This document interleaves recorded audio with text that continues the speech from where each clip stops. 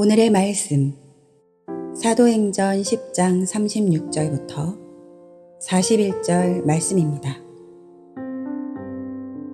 만유의 주 되신 예수 그리스도로 말미암아 화평의 복음을 전하사 이스라엘 자손들에게 보내신 말씀, 곧 요한이 그 세례를 반포한 후에 갈릴리에서 시작하여 온 유대에 두루 전파된 그것을 너희도 알거니와, 하나님이 나사렛 예수에게 성령과 능력을 기름 붓듯 하셨음에 그가 두루 다니시며 선한 일을 행하시고 마귀에게 눌린 모든 사람을 고치셨으니 이는 하나님이 함께 하셨음이라. 우리는 유대인의 땅과 예루살렘에서 그가 행하신 모든 일의 증인이라. 그를 그들이 나무에 달아 죽였으나 하나님이 사흘 만에 다시 살리사 나타내시되 모든 백성에게 하신 것이 아니요 오직 미리 택하신 증인 곧 죽은 자 가운데서 부활하신 후 그를 모시고 음식을 먹은 우리에게 하신 것이라. 아멘. 할렐루야. 우리 전후자에 계신 분들과 인사 나눕시다. 메리 크리스마스. 네. 오늘은 기쁨의 성탄 주일입니다. 우리를 위해 이 땅 가운데 오신 아기 예수님을 여러분들이 기억하며 함께 기쁨으로 예배하며 나아갈 수 있게 되기를 바랍니다. 오늘 본문에 나오는 이 베드로의 설교는 고넬료와 또 그의 집안 사람들을 대상으로 한 설교입니다. 베드로와 고넬료, 이 두 사람에 관한 이야기는 우리가 매우 잘 알고 있는 내용입니다. 베드로는 예수님의 제자였고 고넬료는 로마 군대의 장교였습니다. 베드로와 고넬료, 이 두 사람의 공통점은 그들이 모두 하나님을 경외하는 사람들이었다는 것입니다. 하나님을 경외한다는 말은 그들이 하나님을 공경하고 또 두려워했다는 말입니다. 베드로와 고넬료, 이 두 사람은 분명 다른 환경, 또 다른 삶, 또 다른 민족, 그리고 다른 형태의 모습으로 살아왔지만 한 가지 그들의 공통된 마음이 있었는데 그것이 바로 하나님을 경외하는 마음이었다라는 겁니다. 우리가 서로 다른 모습의 삶을 살아가더라도 이처럼 이 하나님을 경외하는 그 공통된 마음을 가지는 것은 참으로 중요합니다. 하나님을 인지하고 또 하나님을 경외하는 마음을 갖는 것은 성도의 이 정체성을 분명하게 하는 매우 중요한 기준이 됩니다. 하나님을 인지하는 것과 하나님을 경외하는 것은 별개의 것이 아닙니다. 다시 말해서 하나님을 안다고 하면 그 마음에 하나님을 향한 경외하는 마음이 함께 있게 된다는 것이죠. 이 인지라는 단어는 그렇습니다. 어떤 사실에 대해 그렇다 여기는 것, 그것이 인지입니다. 그렇다 여기는 것. 다시 말해서 하나님을 하나님으로 여기는 것. 그것이 바로 우리가 하나님을 알고 하나님을 인지하는 것이다 라고 말하는 것입니다. 하나님을 하나님으로 여기는 것. 그래서 하나님을 우리가 이처럼 하나님으로 여기게 될 때에는 우리는 하나님을 경외할 수밖에 없게 되는 것입니다. 여러분, 우리가 어디서 왔고 또 어디로 가야 하는지를 아는 것, 그거 참 중요하죠. 그것을 알아야 내가 가야 할 길을 알 수가 있습니다. 그 시작이 어디에서 시작되냐 하면요, 바로 하나님을 아는 데서부터 시작이 되는 겁니다. 하나님을 인지하고 하나님을 경외하는 마음에서부터 시작이 된다는 겁니다. 하나님을 알게 되면 내가 어디서 왔는지 또 어디로 가야 하는지를 분명히 알게 된다는 거예요. 하나님을 알게 될 때. 여러분, 성경은요, 모든 만물이 어디서부터 시작이 되었다라고 기록을 하고 있습니까? 하나님으로부터 시작이 되었다. 그렇게 성경은 기록을 하고 있어요. 하늘도 땅도 세상의 모든 자연도 그리고 우리 자신도 인간도 모두 하나님으로부터 시작이 되었음을 분명하게 이야기하고 있어요. 온 우주를 창조하신 분이 바로 하나님이시라는 것이죠. 이 세상의 시작이 하나님으로부터 시작이 되었다는 거예요. 그래서 우리가 하나님을 창조주라 그렇게 고백하는 것이죠.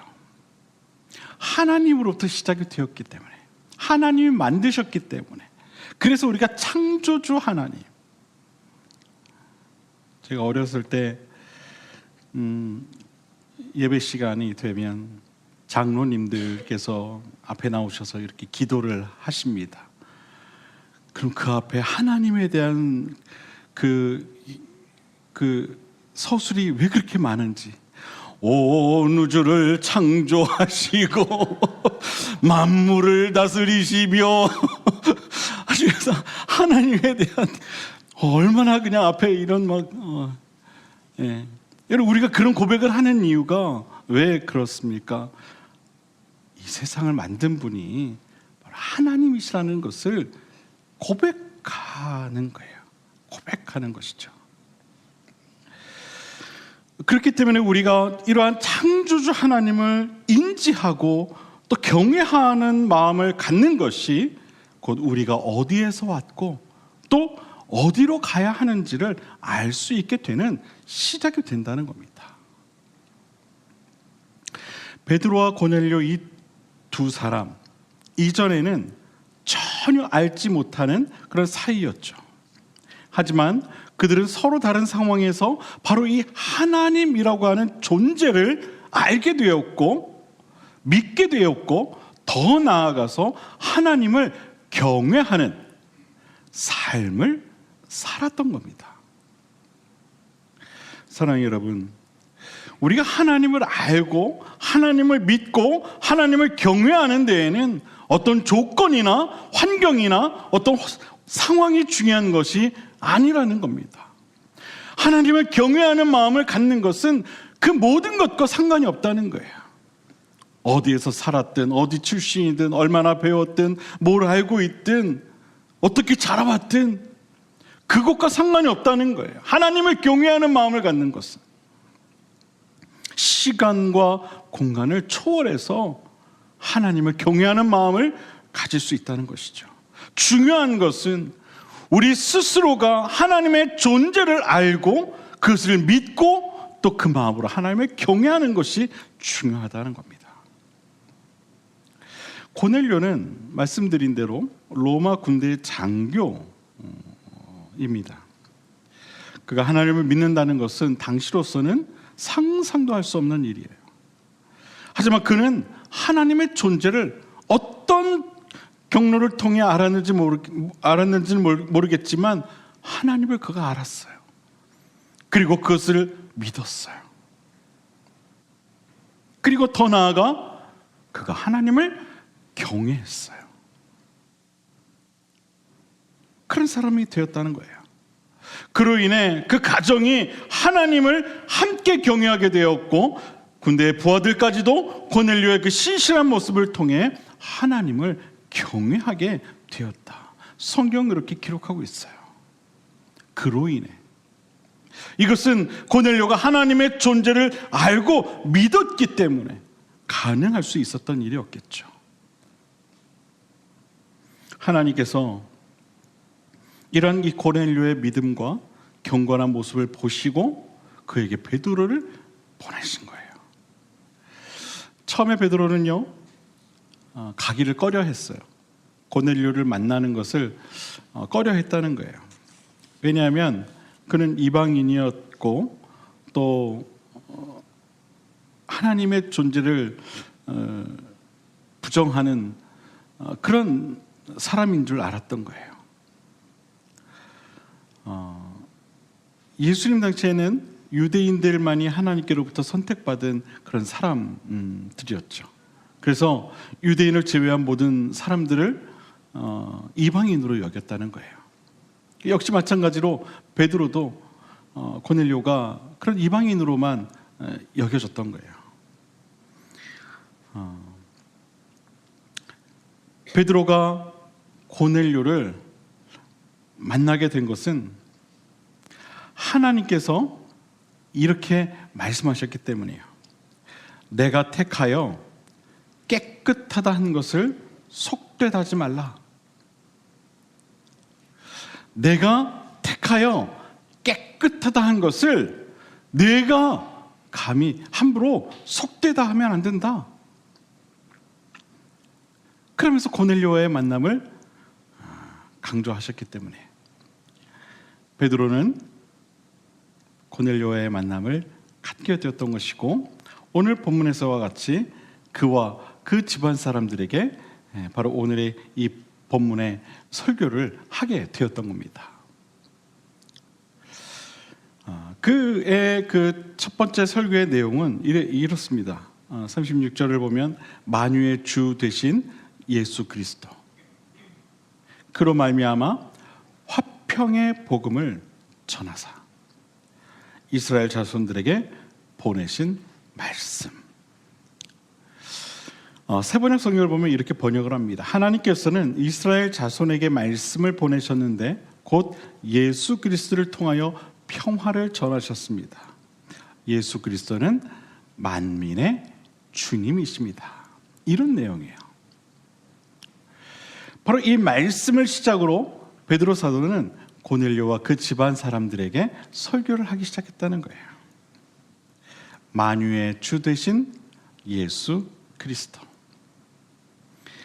그리고 그분이 전하신 화평의 복음. 저는 이 베드로 사도의 설교의 이 문장을 통해 여러분들이 큰 감동을 받을 줄 알았어요. 근데 여러분 표정이, 자, 그 다음은 뭡니까 목사님? 그냥 이렇게 계시는 것 같아요. 여러분, 베드로 사도가 설교의 첫 문장을 어떻게 고백했다고요? 만유의 주 되신 예수 그리스도, 그리고 그분이 전하신 화평의 복음. 여러분, 이 두 개의 짧은 문장이 주는 강한 메시지는요, 모든 이들이, 우리뿐만 아니라 모든 이들이 반드시 기억해야 할 말씀이라고 생각해요. 만유의 주 예수 그리스도, 그분이 주신 화평의 복음. 베드로 사도는 왜 이 두 문장을 시작으로 설교를 시작했을까요? 그것은 이 두 문장이 주는 의미가 그만큼 크기 때문입니다. 만유의 주 되신 예수 그리스도, 화평의 복음이 되신 예수 그리스도. 이 만유라는 말은요, 모든 것을 말하는 거예요. 모든 것, 모든 것. 영어 성경에 보면 이 만유라는 단어를 all, 우리가 잘 알고 있는 그 all, 그 단어를 사용한 것을 보게 돼요. 모든 것, 모든 인간, 그것을 다 지칭하는 말이에요. 그러므로 만유의 주라는 말의 뜻은요, 모든 것의 주인이라는 뜻이라는 거예요. 모든 것의 주인. 그가 누구라는 겁니까, 여러분? 예수 그리스도라는 거예요.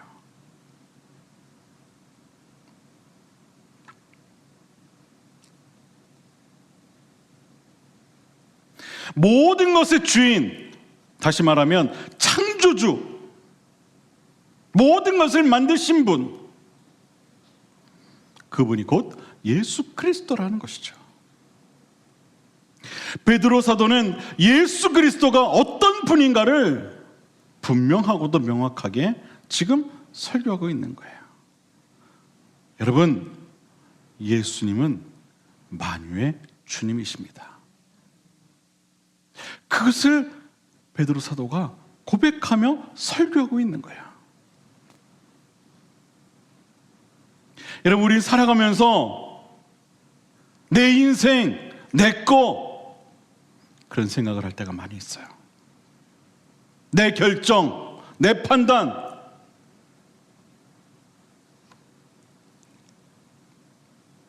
그게 아니라는 거예요. 그 모든 것이 다 주님의 것이라는 거예요. 내 자신까지도 주님의 것이라는 거예요.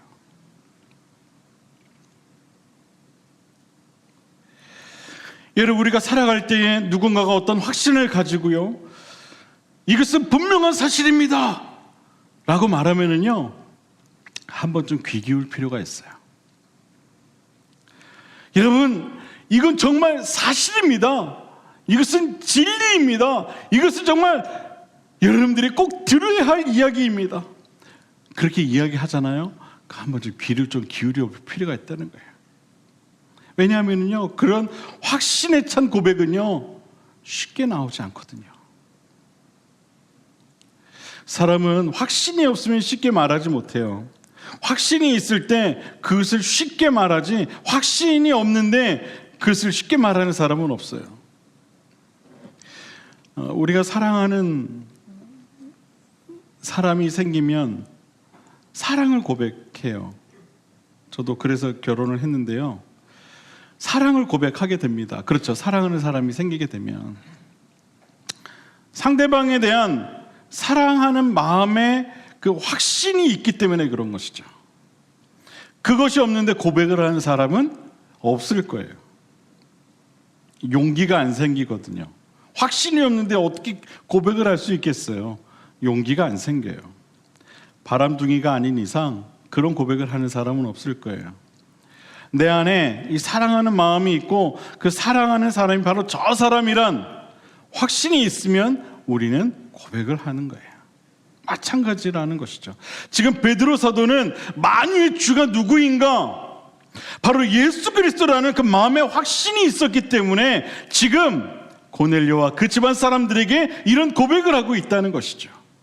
여러분 잘 들으십시오. 예수님이요, 만유의 주님이십니다. 그렇게 고백을 하고 있는 거예요. 베드로 사도는 한 채 망설임도 없이 모든 것의 주인이 바로 예수 그리스도시며 화평의 복음이 되어주신 분이라는 사실을 지금 고백하고 있는 거예요. 고넬료와 그 집안의 사람들은 모두가 이러한 이 베드로 사도의 고백에 귀를 기울였어요. 정말입니까? 그리고 그들 모두가 그 귀를 기울인 결과 하나님의 은혜를 누리게 되죠. 귀를 기울였더니 은혜를 받게 되었다는 거예요. 성경을 보면은요, 베드로가 이 말을 할 때에 성령이 말씀 듣는 모든 사람에게 내려오셨다, 그렇게 기록하고 있어요. 그러니까 그들이 얼마나 열린 귀로 베드로 사도의 말씀을 들었냐는 것이죠. 귀를 열고 들었더니 그들이 모두 성령의 은혜를 경험했다.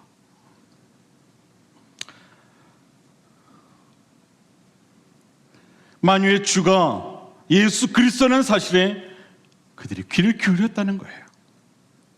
예수 그리스도께서 화평이 복음이 되셨다는 사실에 그들이 귀를 기울였다는 겁니다. 그들에겐 베드로 사도가 전한 복음을 들을 귀가 있었던 거예요. 주님도 그래서 그런 말씀을 많이 하셨죠. 들을 귀 있는 자들은 들으라. 사랑하는 여러분, 우리도 이러한 베드로 사도의 고백에 귀를 기울여야 할 줄로 믿습니다. 비록 지금 설교를 하고 있는 제가 베드로 사도는 아니지만, 또 여러분이 고넬료와 고넬료 집안 사람들은 아니지만, 그들이 들었던 오늘 본문에 나온 사도 이 베드로의 고백을 우리는 그 당시 그 집안에 있던 사람들처럼 우리의 귀를 열고 들을 필요가 있다는 거예요. 그럴 때에 우리 또한 성령의 은혜를 경험하게 될 것입니다. 성령이 오늘 이 말씀을 귀담아 듣는 우리에게도 분명 역사하실 줄로 믿습니다. 사랑하는 여러분, 예수님께서 만유의 주인이 되신다는 사실을 여러분 꼭 귀담아 들으시기를 바랍니다. 그리고 예수 그리스도께서 평화의 복음이 되신다는 사실도 꼭 귀담아 들으시기를 바랍니다. 그래서 하나님의 은혜를 누리고 나아가는 오늘 이 시간 저와 여러분 모두가 되기를 바랍니다. 베드로 사도는 예수님께서 만유의 주이심을 고백하며 그가 평화의 복음이 되셨음을 이야기하죠. 평화의 복음이 되었다. 평화의 반대말이 무엇일까요? 어느 방송에서 이와 같은 질문을 했는데 어떤 사람이 평화의 반대말은 어른이라고 대답했다고 해요. 그 이유는 여러분이 잘 생각해 보시길 바랍니다. 자, 평화의 반대말은 우리가 일반적으로 이렇게 이야기하죠. 전쟁, 분열, 다툼, 이렇게 이야기합니다. 평화가 없는 곳에는 이처럼 전쟁과 분열과 다툼이 있어요. 그만큼 어른들이 잘 싸운다는 거겠죠, 예. 그런데 베드로 사도는 평화의 복음이 바로 예수 그리스도다라고 그렇게 이해를 하고 있어요. 평화의 복음. 전쟁과 다툼과 분열이 있는 곳에 필요한 게 무엇이겠어요? 바로 평화의 메시지죠. 베드로 사도는 평화의 메신저로 예수 그리스도를 지목한 거예요. 그분의 말씀을 지목한 거예요. 왜 베드로 사도는 평화의 메신저로 예수 그리스도를 지목했을까요? 그것은 그의 설교에서도 밝히듯 예수님의 삶의 행적이 바로 그와 같았기 때문에 그래요. 예수님께서 세상을 이제 두루 다니시며 선한 일을 행하시고 또 마귀에게 눌린 사람을 고치신 일, 이런 것들을 말하면서 여러분, 예수님만이 진정 우리의 평화이십니다. 그것을 이야기하고 있어요. 예수님의 삶의 흔적을 보면은요, 그분의 손길이 닿는 곳마다 평화가 이루어지죠. 육신의 평화, 영혼의 평화, 마음의 평화. 세상에서 상처받고 버림받고 두려움에 떨며 어떻게 살아야 할지 모르는 영혼들에게 찾아가셔서 삶은 그런 것이 아니라 하시며 그 마음을 만져주시고 참된 평화를 주셨던 예수님. 세상이 외면하여 소외되었던 자들을 찾아가서 그들의 친구가 되어주셨던 예수님. 누구도 돌아보지 않는 약한 자들을 돌아보시며 그들의 가장 든든한 버팀목이 되어주셨던 예수님. 이 모든 것들의 원인이었던 하나님과의 깨어진 관계를 회복시키시기 위해 스스로 십자가에서 자신의 목숨을 내어주셨던 예수님. 인간과 하나님과의 평화의 다리가 되어주신 예수님. 베드로 사도는 이런 예수님의 평화의 복음으로서의 삶의 흔적을 알고 있었기에 고넬료와 그 집안 사람들에게 이 사실을 이야기했던 거예요. 그 결과 그들이 베드로 사도의 고백을 또한 듣고 그 사실을 믿게 되었던 것이죠. 여러분, 누군가의 이야기를 듣고 그것을 믿는다는 것은 쉬운 일이 아니죠. 왜냐하면 내가 직접 경험한 게 아니기 때문에 그래요. 하지만 누군가가 진심을 담아 이야기하는 것을 귀담아 듣는 것은 그리 어려운 일은 아니에요. 오늘 본문에서 베드로 사도는 진심을 담아 고넬료와 그 집안 사람들에게 예수 그리스도가 만유의 주인이시며 평화의 복음이심을 전했어요. 고넬료와 그 집안의 사람들은 이러한 베드로 사도의 말에 귀를 기울이고 믿음으로 응답했죠. 저는 오늘 저와 여러분 모두도 고넬료와 그 집안 사람들처럼 베드로 사도의 말에 귀를 기울일 수 있게 되기를 바랍니다. 그래서 정말 예수 그리스도께서 만유의 주인이시고 평화의 복음이 되신다는 사실을 다시 한번 기억하며 그것을 믿고 나아갈 수 있게 되기를 바랍니다. 오늘은 성탄 주일입니다. 성탄은 예수님의 나심을 기억하는 거예요. 또한 그것을 기뻐하는 것이죠. 그래서 교회가 정한 날이에요. 예수님은 만유의 주인이시지만 우리에게 평화의 복음을 전하기 위해 이 땅에 오셨어요. 만유의 주인이시지만 우리를 위해 오셨다는 거예요. 그것도 가장 낮고 천한 마구간에서 태어나셨어요. 가장 약한 인간의 육신의 모습을 입고 이 땅에 오셨어요. 인간의 몸을 입으시고 십자가에서 죽으시기까지 우리를 위해 세상의 모든 멸시와 천대를 다 감당하셨죠. 그 이유가 무엇이겠습니까? 우리를 사랑하셨기 때문에 그래요. 우리를 사랑하셨기 때문에 그와 같은 일을 행하셨다는 것이죠. 만물을 창조하신 창조주께서 피조물인 인간에게 멸시와 천대를 당하셨어요. 우리를 사랑하셨기 때문에. 여러분, 이것이 성탄입니다. 이것이 성탄의 의미예요. 우리는 우리를 위해 이 땅에 오신 예수님, 만유의 주인이신 예수님, 평화의 복음으로 우리를 찾아오신 예수님, 성탄 주일을 맞은 우리 모두가 이러한 예수님의 오심을 함께 기뻐하고 또한 기억해야 할 것입니다. 예수님은 우리에게 오시기 위해 하늘 영광을 버리셨어요. 아니, 포기하셨죠. 그리고 인간이 되셨어요. 그리고 결국 십자가에서 죽으시고 우리를 향한 하나님 아버지의 사랑을 확증하셨어요. 하나님이 정말 우리를 사랑하신다는 사실과 우리를 결코 포기하지 않으신다는 징표가 되어 주셨어요. 여러분, 성탄은 기쁨의 날입니다. 우리를 위해 만유의 주이신 예수님이 오신 거거든요.